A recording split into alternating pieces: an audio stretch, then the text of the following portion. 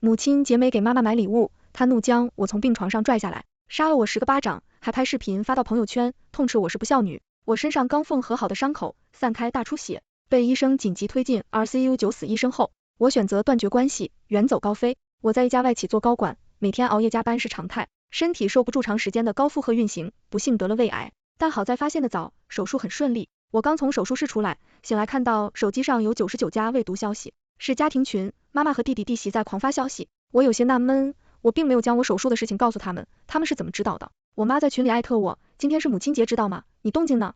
他们都在朋友圈发孩子给买的礼物，我生了白眼狼吗？没脸见人了。不知感恩的人没有福报，即使成功了也会破产失败，老天有眼，报应是早晚的事。说好，别以为不说话我就拿你没办法，信不信我去你公司给你领导宣传，让你同事都知道你是个狼心狗肺的人渣。还有我弟李强，他私聊我说，妈想要一个新款的外星人游戏本电脑，是加4万块钱。姐你怎么不回消息啊？你会是不舍得吧？妈为这家付出这么多，4万块钱的电脑而已，你还有没有良心啊？弟媳也在群里阴阳怪气，说她也是母亲，话里话外的意思是想让孩子的姑姑，也就是我，给她也买一份母亲节礼物，并且指明了她想要海南之谜的套盒。慢慢的话实在太多，我躺在病床上虚无无比，一页页的看着，看得很累，买药逐渐过去，身体很痛，但远远比不上心里的呢。我以为他们是来关心我的，是我想多了。我连续加班了1个月，每天忙着脚不沾地，连自己的生日都没人给过的人，自然想不起来什么母亲节。我知道我从小就是不被待见的孩子，所以格外努力考上名牌大学，努力进入外企，努力挣钱。老天卷过努力的人，我一路升职，年薪100万，实现财务自由。李强被你爱过度，叛逆不爱学习，中专毕业后找了个货车司机的工作，没干几天就把老板打了，后来索性在家啃老。我心疼父母都是农民，辛苦一辈子还要被儿子吃肉喝血，所以经常补贴他们，家里大大小小的物件都是我买的，小到碗筷，大到轿车。现在看来，我心疼他们被啃老，他们可从没心疼过我，反而心安理得的趴在我身上，吃我的肉，喝我的血。今年只是忘记给他买生日礼物而已，就这样张口闭口做我死。平时我没少给他买过东西，每月还有8000的补贴，他上半年动手术花了快10万，弟弟没出1分钱，可他将我平时的付出全然忘记，只抓着这一点不放。母亲节礼物，他从没给我过过生日，更别提儿童节，现在反倒年年都过生日和母亲节，我竟然不知道，他这要有仪式感了。至于李强，我看外星人电脑是他想要的，我刚要在群里回复，我妈的电话就疯狂打来，她的咆哮震玉龙，你他妈的死了你以为你不会消息躲医院来，我怎能饶了你？你给我等着，我不狠狠治你一回，你真要上天了。我眉头一皱，医院，他怎么知道我在医院？我换来手术的事只跟闺蜜叶门说过，正想着，我病房的门被脚踹开，我妈生气的冲进来，看我的眼神凶狠无比，就好像我不是她的女儿，而是她的仇人。你躺在这装给谁看？你一个白眼狼，看看别人家的闺女都给妈妈买的啥，你死了你死了是吧？就我没有礼物，我在亲戚面前根本抬不起头来，你这是伤我的脸。他指着我大骂，全然不顾我躺在病床上奄奄一息的模样。我刚从手术室出来，你想要我怎么样？我不满道。我妈眼睛一瞪，我要你怎么样？我要你给我买礼物。我被激情怒火，冷笑一声说，我说我刚动完手术，你有关心我一句吗？上来就是要礼物，我弟从来不给你买礼物，你怎么不去找他要？我还偏就不买了。对于我的埋怨，我妈不屑地哼了一声，她想来不关心我的身体，你这不是好好的吗？不买也行，给我5万块钱，我自己买，不买也没有钱。我坚定地吐出2个字，我妈脸色一沉，你翅膀硬了是吧？我再问一遍，你买不买？迎着她气愤的目光，唯一就说不买找你儿子要去。同时我按下呼叫铃，请护士来把无关人等赶出去，病人刚动完手术，需要休息，家属先出去吧。护士提醒道。我妈感觉到丢人，脸色越来越黑，十分难看。我疲惫的闭上眼睛，以为她会离开，最多再骂我几句，反正我从小到大听习惯了，早就不往心里去。没想到我妈的脸色扭曲了一瞬，她大步上前，将我从病床上一把拽了下来，扬起手掌狠狠扇向我，不买是吧？我让你不买，你个贱样，跟谁搁着甩脸子呢？还让我出去，你什么东西？重重摔在地上，胃部插的管子直接被拽了出来，手上的针也被生生扯出来，身体剧痛难忍，我双眼一黑，晕了过去。昏迷之前，我看到的是妈妈狰狞可怖的面孔，不知道睡了多久，我掀起沉重的眼皮，入目是一片白色。你终于醒了，护士关心道。从护士的话里得知，我已经昏迷4天了。那天我被妈妈殴打，伤口撕裂，开大出血，进了 ICU 抢救，整整抢救了1天。护士报了警，妈妈被警察带走拘留，你安心养身体，医院给你换了病房，不会透露你病房的消息，我也不会让任何人进来打扰你。护士看我的眼神里充满了可怜和同情，我张了张口，嗓音沙哑道，谢谢。陌生人都会关心我一句，可我的家人却要置我于死地。我面容枯槁，心如死灰，吊着的营养液一滴一滴的进入身体，我昏昏沉沉的又睡了一下午。从小到大的经历在我脑海中一一闪过，就像幻灯片一样。7岁那年流行订鲜奶，每天有送奶工来送，妈妈只订了1份给弟弟，送奶工说，你家有2个孩子，不多订1份吗？我妈妈低头问我，你想不想喝牛奶？我怯怯的点头，想。妈妈却突然变脸，语气嘲讽道，你不配。我又记得当时宋乃公怜悯的眼神。18岁练年，我考上大学，妈妈以学费为由，要求我去免费师范，但是我第一次反抗，下场是被拉黑4年，自己赚学费和生活费。22岁刚毕业，妈妈把我从黑名单里放出来，用恩赐的语气说，已经给我找好人家，虽然是个3婚男，但他答应给30万彩礼，他们以户口本威胁我，直到我答应每个月给他们5000块钱。妈妈见我工资高，怕我结婚后赚的钱就是别人的了，所以绝口不再提让我结婚的事。那次之后，我以工作为由将户口迁了出来，因为我害怕被威胁。后来我的工资越来越高，妈妈对我的态度好了许多，连一贯对我冷脸的爸爸也渐渐有了笑脸，我们表面上虚假的和谐关系就这么用钱维持着。网上有一句话，不被爱的孩子总是最孝顺的，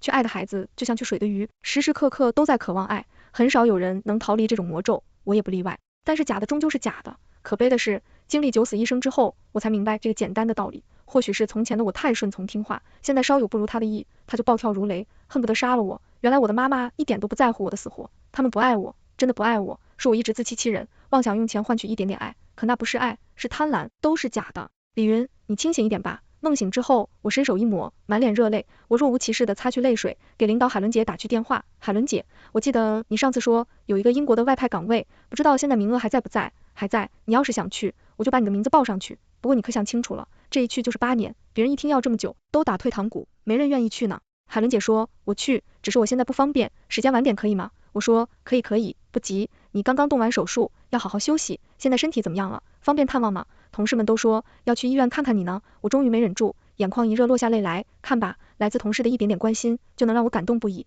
我没事，不用麻烦了，我现在不太方便，我不喜欢被人看到狼狈的样子。那好吧，那你好好养着，等你养好身体再动身不迟，我就把名额给你留着了，谢谢海伦姐。挂到电话之后，爸爸的电话打进来，我按下拒绝，然后拉黑。通过手机上被轰炸的消息得知，我妈涉嫌故意伤害被拘留，家里乱成一锅粥，爸爸要求我去警察局解释，这就是误会。李强夫妻俩也在骂我不孝，说妈进的拘留所都没有人做饭带孩子了。从前是我太给他们脸了，每个月花销我的钱，还想在我面前做大业，颐指气使的命令我把他们所有人都拉黑，给银行那边打电话，断了每月给家里的打款，还有李强正在住的150平大平层，也在我的名下，他一个货车司机才买不起那么贵的房子，我要尽快出手。还好当时刘乐兴业没记在他的名下，当时爸爸是这样要求来着，但是我坚持说不，为此爸爸差点要打我。回想种种，我是真傻，现在才下定决心断绝关系，不过也不晚，总比被喝一辈子血要强。同时我刷到7天前的朋友圈，我妈发的照片，照片里我躺在地上昏迷不醒，双脸肿胀，身上的鲜血染透了病服，看起来狼狈又吓人。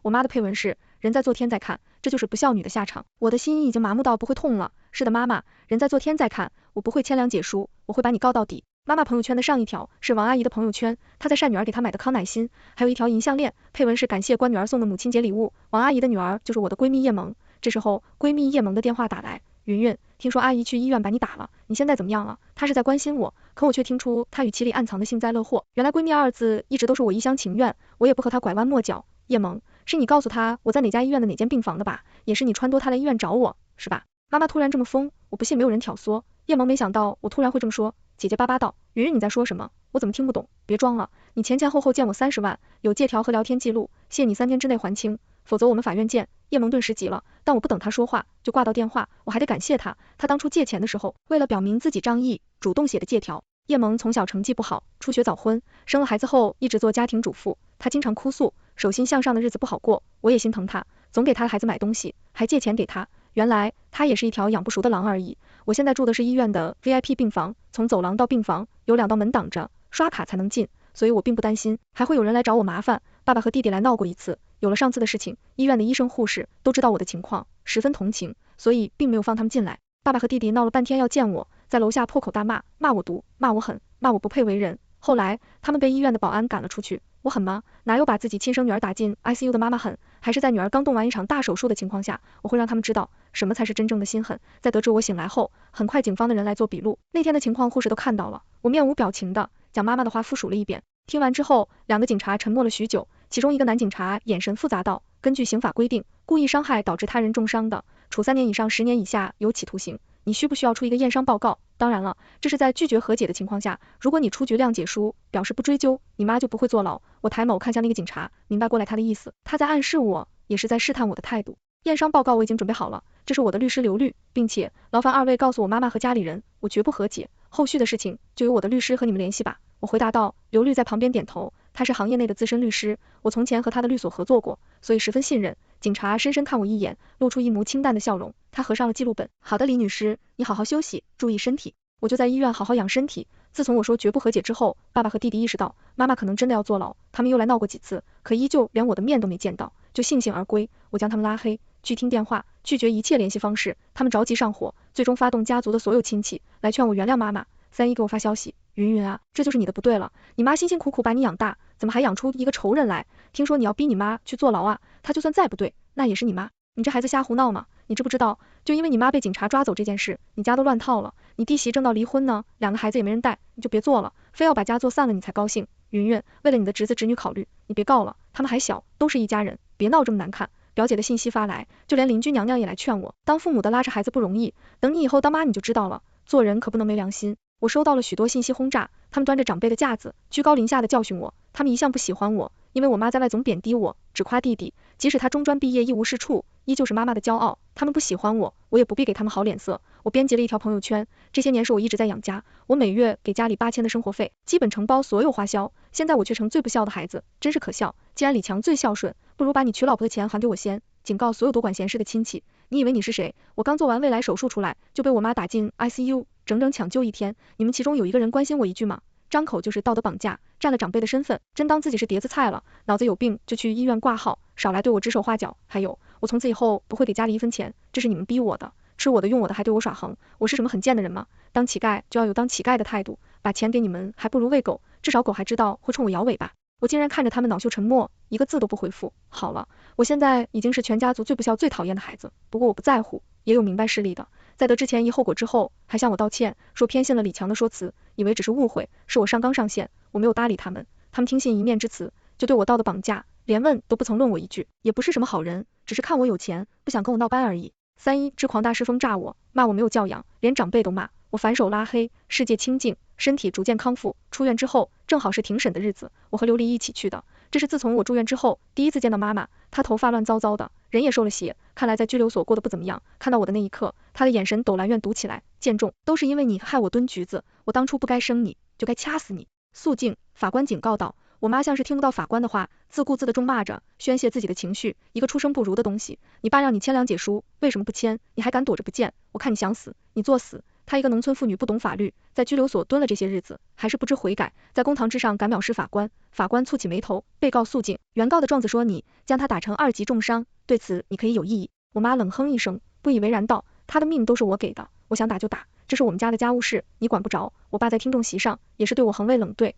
我停了每月给家里的打款，他气得扬言要跟我断绝关系，他们连个律师都没给妈妈找，弟弟弟媳更是连来都没来，他们都觉得姨母打字是正常的，哪家的父母不打孩子呢？哪怕差点打死。法官的眉头皱得更紧了，我妈的承认让法官判得很快，当庭宣判我妈有期徒刑7年，听到判决的那一刻，我妈如遭雷击，我爸也傻眼了，他们都没有想到会判这么久。我妈不可思议地看向法官，尖声道，关你屁事啊，你凭什么就让我坐牢？我打我自己女儿，你在牢挤压你。法警把我妈带下去，她终于意识到事情的严重性，慌张地看向我，云苑，我是你妈，你要他们放我，你要眼睁睁看着你妈坐牢吗？不孝女，是谁把屎一把鸟把你拉着打的？我冷眼看她，淡淡的收回视线，一言不发，本以为她会狡辩，没想到居然这么顺利，我心口堵着的气都顺了。我爸拍案而起，暴跳如雷道，7年，狗日的法官，你收他钱了吧你？没天理了，你们这些贪官，我要去中央告你们。我爸还要冲上来打我，最终因为蔑视法庭，容罢法官，被拘留3天。一切尘埃落定，此事在10里8乡都传开了，都知道我把我妈告上法庭，我妈被判7年。当然了，他们也知道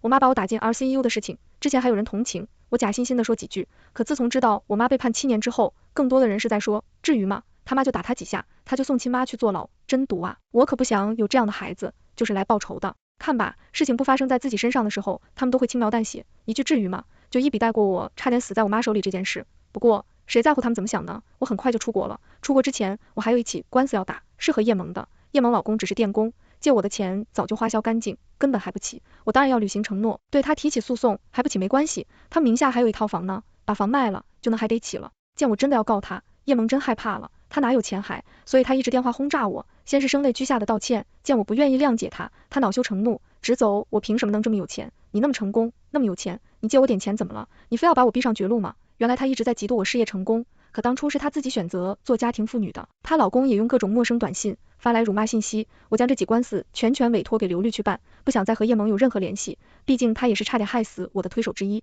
还有李强夫妻俩正在住的那条大房子，我也在找中介公司，等我出国之后，让中介公司的人帮我挂牌卖出去，这件事也委托给刘丽去办。至于怎么把李强他们赶出去，就是中介公司的事情了。爸爸从拘留所放出来之后，就疯了一样找我，我怎么可能还等着他们找？我早就从之前住的公寓搬了出来，暂时住到一家酒店里。我后天凌晨一早的飞机，他们去我公司闹，我早就和海伦姐通过气，海伦姐说我已经辞职，然后让保安将他们赶了出去。本以为他们无计可施，终于能歇息了，可是他们竟然报了警，说人口失踪联络不上，因为是亲属的关系。他们得知了我酒店的位置，爸爸一伙人冲进酒店，在我的房间外面疯狂砸门。爸爸双目猩红，比如我知道你在里面，别给老子装死，上个月的钱呢？老子是你爹，你就得养老子，你敢不给钱，我就上法院告你。说完，他们很串门撒气，弟弟一脸弄色，因为我给爸妈的钱大多都被他拿去用了，他习惯了月月拿钱的日子，现在突然拿不到钱，他当然生气。姐，你能听见对吧？你还是人吗？你居然真把咱妈送监狱去了，谁给我带孩子啊？家里都乱套了，你现在还玩失踪，把所有人都拉黑了，你疯了吧你？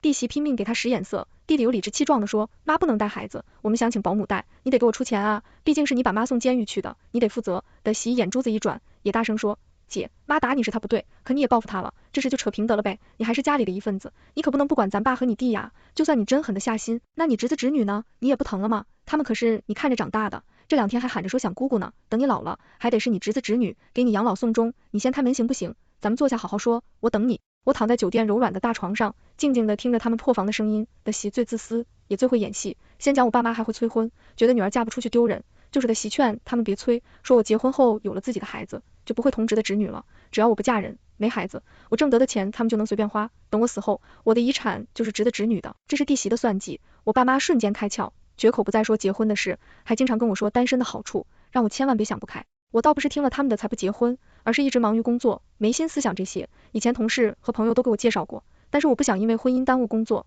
只有钱才能给我安全感。至于我那2个侄子侄女，或许是家里人的灌输，他们理所当然的把我的钱当成他们的钱。我背一个名牌包，我侄子甚至生气的教育我，说不许浪费他的钱，不过是白眼狼生的2个小白眼狼罢了，有什么可在意的？他们还在门口絮絮叨叨，一个唱红脸，一个唱白脸，立即假惺惺的劝爸爸不要生气。姐也是心里委屈，爸你先别生气，等进去了你一定要好好跟姐说，别这么说话。我爸哼了一声，板着脸等我给他台阶下，我才不惯着他们，给酒店前台打去电话，投诉他们为什么要把无关人员放进来，对我发疯。酒店的效率还挺快，立马派保安来撵人，看到保安来驱赶他们，我爸瞬间炸了，不仅疯狂砸门，还无能狂怒，我是他老子，李云敢这么对你爸，你老子听着，这辈子都别想回家，滚得远远的，死了都没人给你收尸。他一个耐龄工，这辈子就这点出息了，脾气全发泄在女儿身上，他还以为这能威胁到我，太好笑了。我不是当年的那个刚毕业的傻姑娘了，我也有单独的户口本，我怕什么呢？姐你太过分了，你现在怎么这么冷血？我可是你弟弟，你让我进去。李强也在喊，弟媳更不装了，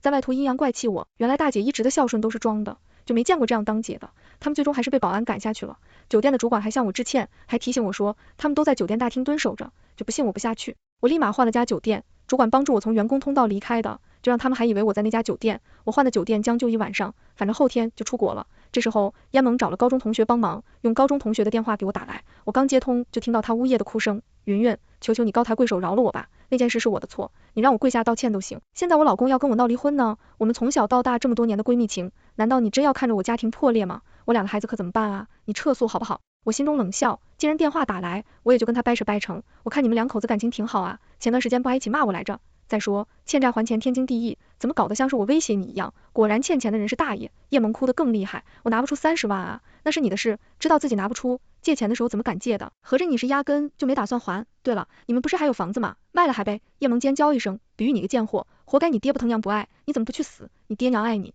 我反击回去，这时候我拿高中同学出来打圆场了，云云，大家都是同学，连到这么难看，叶萌是真拿不出来，你何必非得逼他呢？我嗤笑一声，要你装什么好人？要不你替他还。说完，我趴着挂着电话，把这个高中同学也拉黑。这个世界上喜欢站在道德高地绑架别人的人可真多了，来一个我拉黑一个。临出国前，我去监狱探望我的妈妈，她一看到我，双眼立刻迸发出恨意，都是因为你，你来干什么？我拿起电话，好久不见啊，妈，我来是想告诉你一件事，我要出国了。我妈狰狞的面孔僵住，什么意思？意思就是我不想再被你们吸血，所以我移民出国，以后再也不会回来，更不会给你们养老。你不是一直在外面宣扬李强十分孝顺懂事吗？那就让你们的好儿子给你们养老送终吧。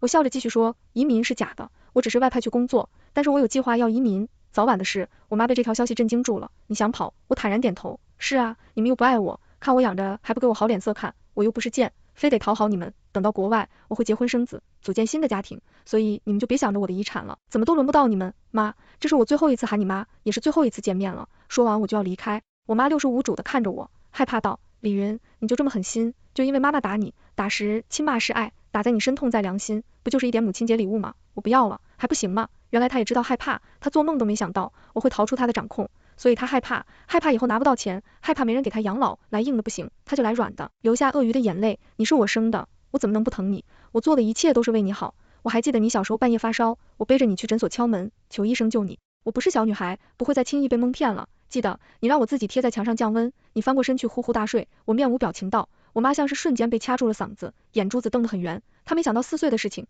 我还真记得。她的眼神又慌又无措，有种一直听话的宠物突然不受掌控的害怕感。她终于意识到，我真的要远走高飞了。云云，你别走，你走了我上哪去找你啊？她哀求到我转身离开，不再说一句话。云云，云云，我妈在后面拼命拍打玻璃，直到被狱警带走。上飞机之前，我发了一条朋友圈，突然想换个国家生活，美丽的故乡，永别了，英国，我来了。发完朋友圈之后，我打开飞机模式，登记起飞。下飞机后，我的朋友圈有99加的点赞和无数评论，亲戚朋友们都知道我要出国定居了。爸爸还在之前的酒店蹲守，等着见到我狠狠教训我。有看热闹不嫌事大的亲戚把我的朋友圈截图发给他，我爸举着手机，眼珠子都快瞪出来，他居然跑出国了。流利的办事效率很快，叶萌夫妻俩没钱还，法院拍卖了他们的房产，30万的款项很快打入我的银行卡。听说叶萌到处说我坏话，还在同学群里造我谣，我把法院的文件发到群里，提醒大家千万别借钱给熟人，借钱的都是大爷啊。叶萌气急败坏的用各种脏话骂人，班长忍无可忍，把他踢出群了。至于李强正在住的那套房子，中介也去收房了。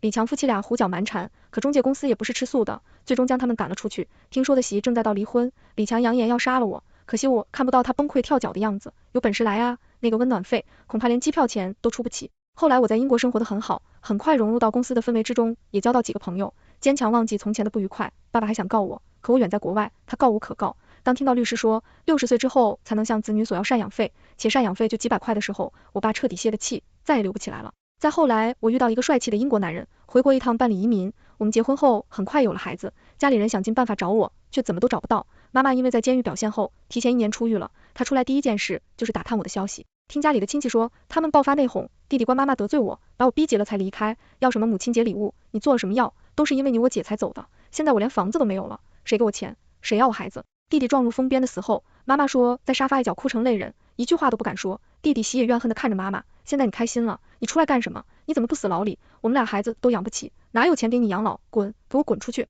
弟弟在旁边一言不发，默许了弟弟的话。妈妈被赶出家门，租了个小破房子，找了个清洁工的工作，每月3000的工资，还要给弟弟打过去2000。爸爸也不去工地，用苦力挣钱，挣的钱也都贴补给弟弟一家养孙子孙女。可弟媳还是不满意，他是个贪心的人，从前我出手大方，他大钱见多了，哪还看得上这点小钱，所以他动辄骂2个老人。爸妈在他内过得苦不堪言，弟弟只做甩手掌柜。家里人是不是能从亲戚的口中得知我的消息？李云升职了，李云买好车了，李云跟老外结婚了，李云住的是大别墅，李云生了个混血小女孩。我过得越来越好，朋友圈是故意发的，就让他们看到我过得有多好，去见不着我的1分钱。逢年过节的时候，有幸灾落祸的亲戚还依然怪气他们，故意问联系到你女儿了吗？因为我妈从前在外头老是炫耀她是享福的命，老了竟想亲福，还顺带拉踩一下别人。现在有本事让她安享晚年的人跑路了，自然少不了落井下石的吃瓜群众。我妈总是面色尴尬，如果几句就转移话题，那些人却不肯放过。哎呦，李云有钱啊，有钱的人都心狠，看他朋友圈发的，一家3口又带着孩子海游世界去了，